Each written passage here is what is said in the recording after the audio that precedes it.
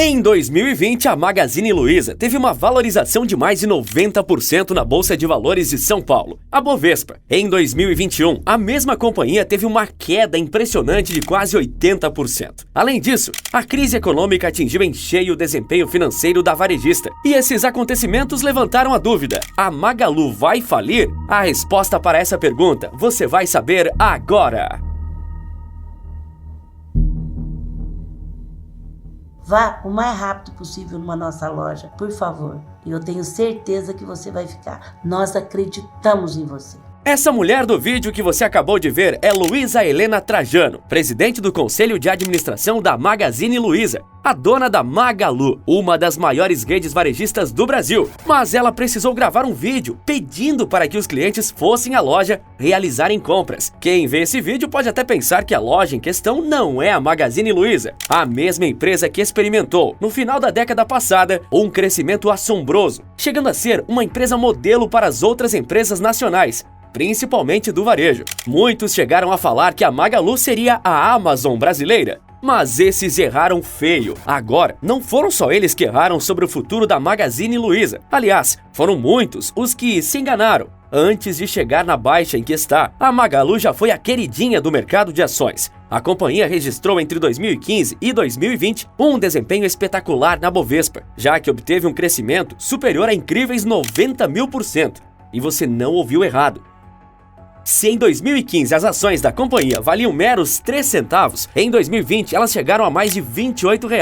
Hoje, contudo, as ações da empresa estão sendo cotadas na casa dos R$ 2. Uma forte crise acometeu a varejista ao mesmo tempo em que o mundo todo sofre com um cenário de recessão e inflação. Ao mesmo tempo, a temida estagflação. Mas como a Magalu obteve uma queda tão forte em tão curto período de tempo? Afinal, foram menos de 2 anos. E pior, esse é um movimento que pode atingir todo o setor varejista brasileiro?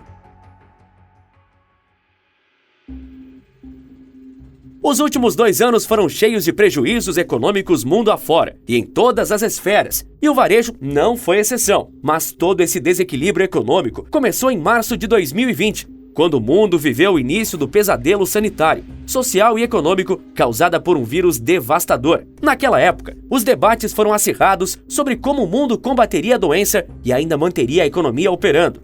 Existiam aqueles que defendiam o fechamento total das atividades econômicas em prol do controle do vírus, e aqueles que consideravam essa medida insensata, pois causaria uma ruptura irreversível no funcionamento da economia.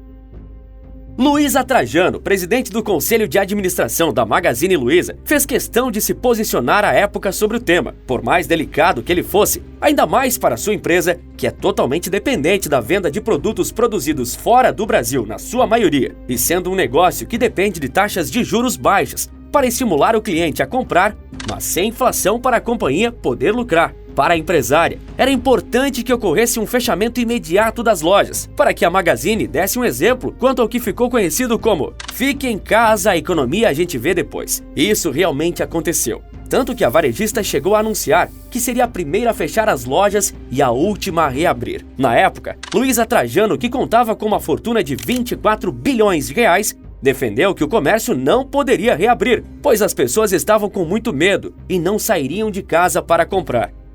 Para a Magalu, fechar as lojas físicas certamente tinha um impacto, mas a varejista tinha um trunfo que muitas concorrentes ainda não possuíam naqueles dias: a força de sua plataforma digital estabelecida. A crise sanitária de 2020 acelerou a digitalização em todo o mundo, em vários setores da sociedade. E isso é ainda mais verdade quando se trata do setor de vendas. Em 2020, metade das vendas da Magazine Luiza vinham da plataforma digital, o que pode ter atenuado um pouco os efeitos do "fique em casa", já que a economia estava bastante aquecida naquele ano, com um aporte de quase 60 bilhões de reais na economia, somente com auxílio à população mais pobre. Houve também facilidade na concessão de créditos, subsídios de salário para manter empregos e diminuição expressiva da taxa de juros. Mas veja bem, eu disse que atenuou um pouco, pois os efeitos devastadores daquela crise vão muito além de vendas digitais. As pessoas ficaram em casa, os comércios fecharam, as fábricas reduziram ao máximo sua produção. O comércio e o setor de serviços engatinhavam, o transporte passou a operar em níveis muito baixos e o desemprego assolou o Brasil e o mundo. O que aconteceu foi que, a princípio, mesmo diante de todos os fatores que contribuíram para o desequilíbrio funcional da economia, já que toda a cadeia de produção e distribuição de bens e serviços foi fortemente prejudicada, as vendas se mantiveram em um patamar aceitável. Sabe por quê? Com a abundância de dinheiro artificialmente injetado pelo governo na economia, as compras digitais tiveram um crescimento bastante robusto. Mas vamos lá, se o consumo está em alta, como uma produção parada consegue dar conta do nível de entrega? A resposta é simples: não dá. Era impossível que, em um mundo globalizado, a produção de bens e serviços que passa por diferentes países, cada um com uma política de isolamento social diferente, continuasse no mesmo patamar anterior. Ou mais impossível ainda, a produção aumentasse para atender a demanda daquelas pessoas atendidas pelas políticas de distribuição de renda que ocorreram no mundo todo. E foi dessa forma que a economia entrou em colapso. O empresário que não esperava por isso não pode alegar surpresa, mas sim desatenção. Todos os sinais estavam lá. A alta demanda e a baixa oferta entraram em choque. E daí surgiu a inflação que castiga o mundo há mais de um ano. Inflação alta, juros altos e desemprego formam uma mistura ideal para a desaceleração econômica. Um dos setores mais afetados pelo estado geral da economia foi o varejista, que é puramente baseado em compras a preços baixos para revender com uma baixa margem de lucros, devido à enorme concorrência e receber de forma parcelada, com juros, ao longo do tempo, geralmente entre 10 a 18 meses. Mas se a inflação está alta, quer dizer que os preços sobem rápido. Ou seja, quando a varejista acaba de receber o pagamento de um eletrodoméstico, por exemplo, o valor recebido já é o preço que a empresa vai pagar por ele para repor seu estoque. Dessa forma, a margem de lucro, que já era pequena, some. A Magalu sentiu os efeitos da inflação, é claro. Mas essa não foi a única causa da crise das lojas de varejo de Luiza Trajano. A competitividade do mercado também foi outro fator decisivo, pois a Magalu caminhava muito à frente das concorrentes brasileiras quando o assunto era digitalização. Só que a competição pela preferência do cliente não é formada apenas pelas empresas nacionais hoje em dia. A AliExpress, Amazon, Shopee, Mercado Livre e tantos outros e-commerce internacionais que já atuavam no mercado brasileiro aproveitaram a crise de 2020 para crescer ainda mais, por já possuírem uma estrutura digital muito mais robusta que a Magalu e qualquer outra varejista nacional, já que foram criadas para funcionar somente no mundo digital, sem operação em lojas físicas. A chinesa AliExpress tem uma inserção maior no mercado de eletrônicos e acessórios importados, a um custo muito menor do que os produzidos e vendidos aqui no Brasil, como pela própria Magalu. A Amazon pratica aqui a mesma estratégia que pratica lá fora: preços agressivamente baixos para sufocar a concorrência, e o serviço de assinatura Prime, que por R$ 14,90, além de várias outras vantagens, te dá o frete grátis para qualquer lugar do Brasil. Como concorrer com isso? A empresa norte-americana aliou seus preços agressivos e serviços integrados a uma poderosa estratégia de marketing que realiza mensalmente um dia de grandes promoções e descontos. Estratégia similar à adotada pela Shopee, empresa digital com sede em Singapura, que se tornou uma febre na internet brasileira graças a produtos com preços extremamente baixos e muitos cupons de desconto. Além dessas, o e-commerce argentino Mercado Livre, concorrente direto da americana Amazon e da Magazine Luiza, cresceu suntuosos 185% durante o período de pandemia. Não podemos nos esquecer de que todas essas empresas não precisaram passar por nenhuma digitalização em 2020, seja às pressas ou não, porque elas já nasceram digitais. Essa logística e cadeia de fornecimento já era a especialidade delas, o que garantiu a todas uma considerável vantagem contra as varejistas brasileiras e, claro, especialmente contra a Magalu. Mas por que especialmente? O que eu vou te contar chega a ser uma ironia. Exatamente por a Magazine Luiza estar à frente das demais varejistas no que tange a comércio digital, a empresa é considerada e-commerce, não varejo. E as empresas de e-commerce têm que apresentar bons resultados em métricas que o varejo tradicional não tem. Um deles é o GMV. O GMV serve para aferir o volume total de vendas de um e-commerce. É a receita, simplesmente. O GMV da Magazine Luiza, ao contrário de suas ações na Bolsa de Valores, obteve um crescimento em 2021 de 22%. Ora, se houve crescimento, por que as ações derreteram? Porque em 2020, este mesmo GMV teve um crescimento de 148%. Uma diferença e tanto, não? A percepção é claramente de queda, desaceleração.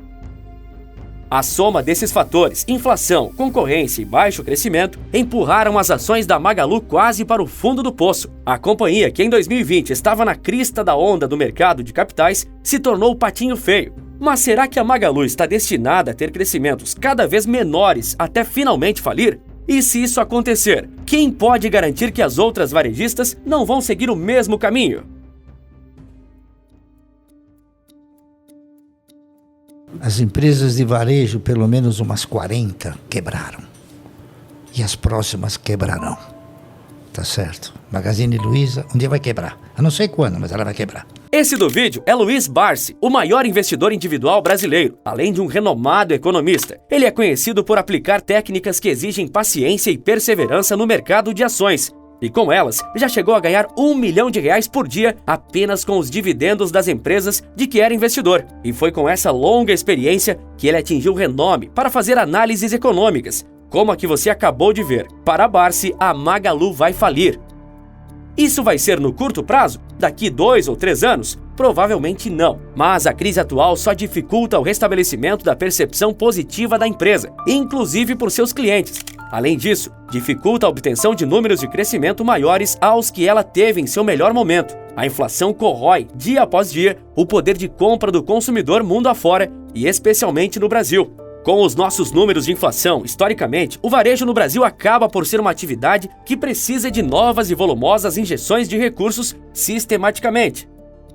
Para conter a alta generalizada dos preços, o Banco Central está elevando a taxa básica de juros, a Selic, há mais de um ano, de forma agressiva e constante. Isso é um pesadelo para varejistas, especialmente as que estão em crise como a Magazine Luiza. Com juros altos, a obtenção de crédito é mais criteriosa e o crédito é mais caro. Enfim, o varejo é um dos setores da economia que mais fazem uso do crédito para gerar fluxo de caixa. Mas com esse recurso mais caro, as vendas sofrem uma queda importante. Dessa forma, surge a pergunta: o fim da Magalu pode representar o fim das outras varejistas? A empresa de Luiza Trajano não é a única varejista mal das pernas? Não. Por exemplo, a Via, antiga Via Varejo, dona de grandes redes brasileiras como Casas Bahia, Ponto Frio e Extra, registrou no penúltimo trimestre do ano passado um prejuízo de quase R$700 milhões. A máquina de vendas, controladora da Ricardo Eletro, está envolvida em uma disputa judicial para que a justiça não decrete sua falência definitivamente, como chegou a ocorrer no início do mês de junho. Esses dois casos de redes que já foram grandes empresas varejistas nacionais ao longo desse século indicam a situação alarmante pela qual o setor passa. Além disso, nem a inflação, nem a alta taxa de juros parecem querer dar trégua no curto prazo. E essa é uma péssima notícia para a Magazine Luiza. Se 2 anos atrás Luiza Trajano pedia para que as lojas fossem fechadas e as pessoas se mantivessem seguras em casa, hoje a história é totalmente diferente. Ela pede para as pessoas irem à sua loja, por favor. Mais do que nunca, ela e sua empresa precisam que as pessoas vão às lojas físicas e consumam cada vez mais seus produtos no acirrado mercado digital dominado pelas multinacionais. Do contrário, o risco de uma falência da Magalu se torna iminente.